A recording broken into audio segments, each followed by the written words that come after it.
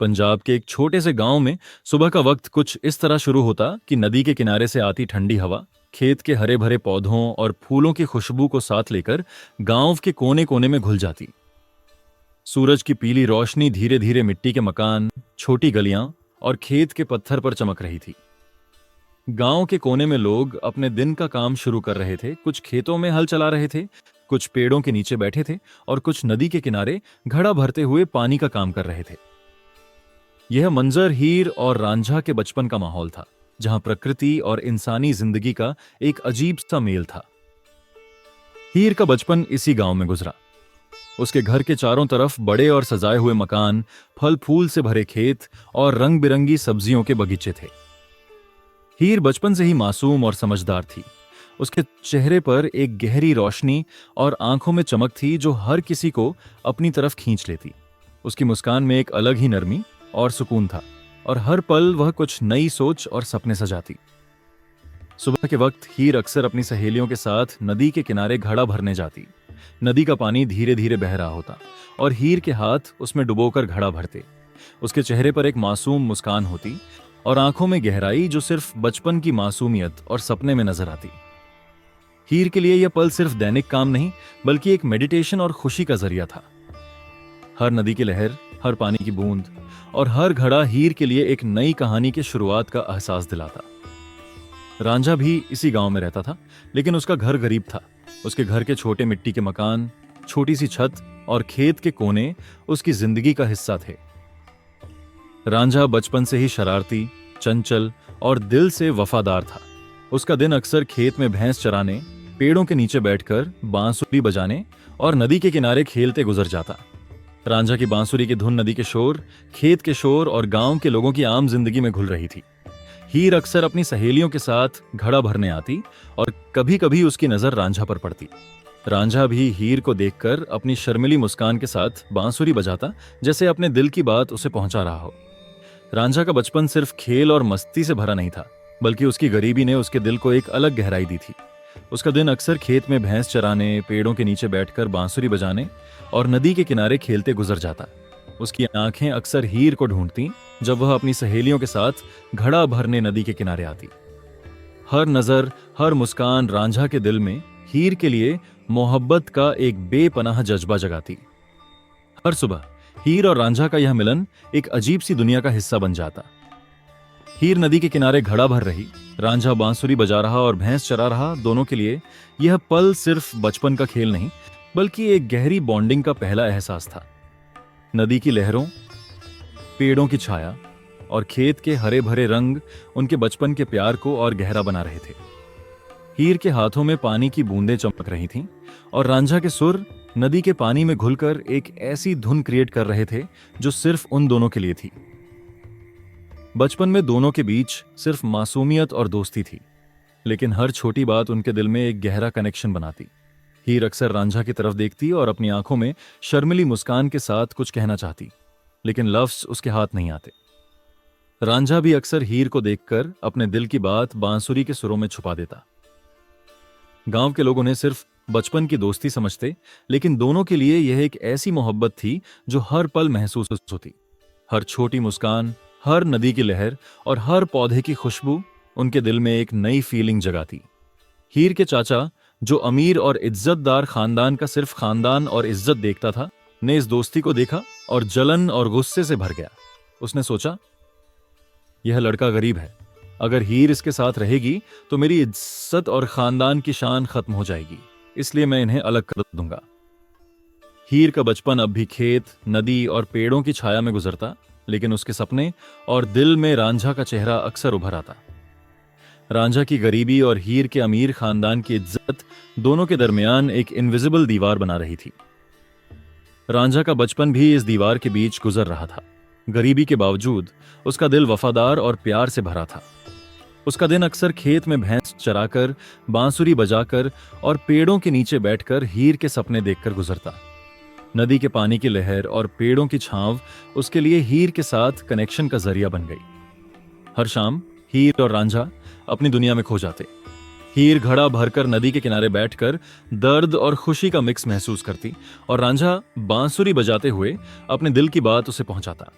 बचपन का यह मिलन उनके लिए एक मैजिकल और सिनेमैटिक एक्सपीरियंस था। और इसी तरह उनका बचपन, हीर की मासूमियत और रांझा का शरारत भरा दिल एक दूसरे के लिए धीरे धीरे मोहब्बत में बदलने लगा। हर नदी का शोर, हर पौधे की खुशबू और हर पेड़ का साया उनके लिए एक अलग ही कहानी सुनाता। हीर और रांझा के बचपन के छोटे छोटे मिलन धीरे धीरे गहरे जज्बात में बदलने लगे। शुरू में वे सिर्फ एक दूसरे से आंखों से बातें करते, एक मुस्कान और छोटी सी नजर से अपनी दोस्ती का इजहार करते।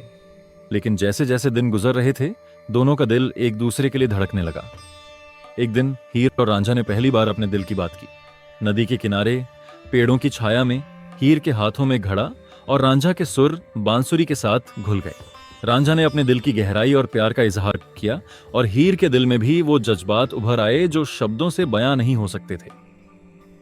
दोनों के लिए वो पल सिर्फ एक अनोखा एहसास नहीं, बल्कि एक नई दुनिया की शुरुआत था। एक ऐसी दुनिया जहां सिर्फ मोहब्बत और सपने थे। शुरू में दोनों सिर्फ छुपके मिलते, नदी के किनारे या पेड़ों के नीचे। हीर की सहेलियों का साथ उनके लिए एक मास्क था जहां वे खुलकर बात कर सकते। रांझा भी अक्सर भैंस चराकर नदी के किनारे बैठ जाता और हीर के आने का इंतजार करता। उनकी हर मुलाकात में नदी के शोर, पौधों की खुशबू और हवा की हल्की लहरों का एक अजीब सा सुकून था। लेकिन जैसे जैसे दिन गुजरते गए, उनका प्यार और गहरा होता गया। छुपके मिलने का जुनून अब उनके लिए बस दोस्ती नहीं रहा, बल्कि एक ऐसा जज्बा था जो अब और छुपाया नहीं जा सकता था। हर नदी का शोर, हर पेड़ की छाया उनके लिए हीर और रांझा के बीच के बंधन को और गहरा कर रहा था। हीर अक्सर रांझा की तरफ देखती और आंखों में वो गहराई होती जो सिर्फ प्यार और जुनून से भरी होती। रांझा की बांसुरी की धुन भी अब सिर्फ सुर नहीं, बल्कि उसके दिल की बात का जरिया बन गई थी। फिर वो दिन आया जब गांव के लोगों को भी हीर और रांझा के रिश्ते का पता चल गया। नदी के किनारे छुपके मिलने, खेत के कोने में एक दूसरे के साथ वक्त बिताते देखकर गांव में अफवाह फैल गई। लोगों ने हीर के चाचा को भी यह खबर दे दी। हीर का चाचा, जो अपने खानदान की इज्जत और शान का पालन करने वाला था, गुस्से और नफरत से भर गया। हीर के चाचा ने पहले अपनी बेटी को डराया और धमकाया कि अगर वह रांझा के साथ रहेगी तो खानदान की शान खत्म हो जाएगी। उसने हीर को समझाया, रोने से, गुस्से से और हर तरह से, लेकिन हीर ने कभी भी अपनी मोहब्बत को छुपाया नहीं। उसका दिल रांझा के लिए धड़कता रहा और हीर ने अपनी मोहब्बत में कभी भी पीछे नहीं हटना चाहा। आखिरकार हीर के चाचा ने फैसला किया कि हीर और रांझा के प्यार को रोका जाए। उसने गांव के लोगों की पंचायत बुलाई और रांझा के घर वालों को भी मजबूर किया कि रांझा को गांव से निकाल दिया जाए। पंचायत में लोग हीर के चाचा की बातों का साथ देने लगे और फैसला हो गया कि गरीब रांझा को गांव छोड़कर जाना होगा। रांझा के लिए यह वक्त सबसे दर्दनाक था। उसने हीर के लिए अपनी मोहब्बत और जज्बात को हर हाल में जिंदा रखा, लेकिन किस्मत ने उनके रिश्ते के रास्ते में पहला बड़ा रुकावट खड़ी कर दी। हीर भी अपनी मोहब्बत में इतनी गहराई में फंसी हुई थी कि चाचा के गुस्से और धमकानों से भी पीछे नहीं हट रही थी। यह फैसला न सिर्फ रांझा के लिए बल्कि हीर के लिए भी एक इम्तिहान था। गांव के लोग हीर के चाचा की औकात और इज्जत के पीछे छिपकर उनके प्यार को तोड़ना चाहते थे, लेकिन हीर और रांझा के दिल में एक ऐसी वफा और जुनून था जो अब सिर्फ छुपाया नहीं जा सकता था। रांझा को गांव से निकालना पड़ा, लेकिन उसके दिल में हीर के लिए मोहब्बत और जज्बात और गहरे हो गए। नदी के किनारे का वो मिलन, पेड़ों की छाया में गुजारे हुए लम्हे और हीर के साथ गुजारे हर पल, ये सब अब रांझा के लिए याद और जुनून बन गए थे। हीर भी अपनी मोहब्बत को छुपाए नहीं रही और रांझा के बिना उसके दिल का हर पल अधूरा लगता। ऐसे ही हीर और रांझा के बचपन का प्यार अब एक नए मोड़ पर आया। एक ऐसा मोड़ जहां सिर्फ छुपके मिलने की खुशी नहीं, बल्कि किस्मत के इम्तिहान, दर्द और जुदाई का पहला साया उनके रिश्ते पर गिर गया। रांझा ने अपनी जिंदगी का सबसे मुश्किल फैसला किया। उसने अपनी छोटी सी दुनिया, अपना घर और सब कुछ छोड़कर बस अपनी मोहब्बत के पीछे चलने का रास्ता अपनाया। उसके हाथ में सिर्फ बांसुरी थी और दिल में हीर की तस्वीर। मिट्टी के छोटे मकान, खेत के हरे भरे रंग और गांव के लोग जो बचपन में उसकी दोस्ती और मासूमियत को देखते थे, अब सिर्फ याद बनकर उसके दिल में बस गए। रांझा के पास न रोटी थी, न घर की छत और न ही कोई सुरक्षा, मगर हीर की याद उसके लिए एक ऐसी रोशनी थी जो अंधेरों में भी चमकती रही। वह अक्सर नदी के किनारे, खेत के कोने और गांव के छोटे छोटे रास्तों पर चलता। हर जगह उसकी नजर हीर की तरफ थी। कभी वह सोचता कि हीर उसे देख रही होगी, कभी उसकी मुस्कान उसके सपनों में आ जाती। हर पल, हर नदी का शोर, हर पत्ते का हिलना, हर हवा का लहराना रांझा के दिल में हीर की याद जगाता। दिन गुजर जाते और रांझा के कपड़े फट जाते, पैरों में छाले हो जाते, पर दिल में हीर का प्यार और गहरा होता गया। हर रात उसका सिर्फ एक ही सपना होता, हीर के साथ फिर से मिलना। बांसुरी बजाते हुए उसकी धुन में हीर के सुर घुल जाते। जंगल की स्याही रातों में भी वह अपनी बांसुरी के सुर बजाता और हीर को याद करता। कई साल ऐसे ही बीत गए। रांझा के चेहरे पर आज भी बचपन की शरारत तो थी, मगर आंखों में गहरा दर्द छुप गया था। उसके बाल लंबे और बेकरार हो गए, कपड़े फटे और जिस्म कमजोर और पतला हो गया। उसके दिल की गहराई में हीर की याद एक जख्म बन गई थी जो हर पल उसके अंदर छिलता था। एक दिन रांझा जंगल में भटकते भटकते एक पुरानी मजार के पास पहुंचा।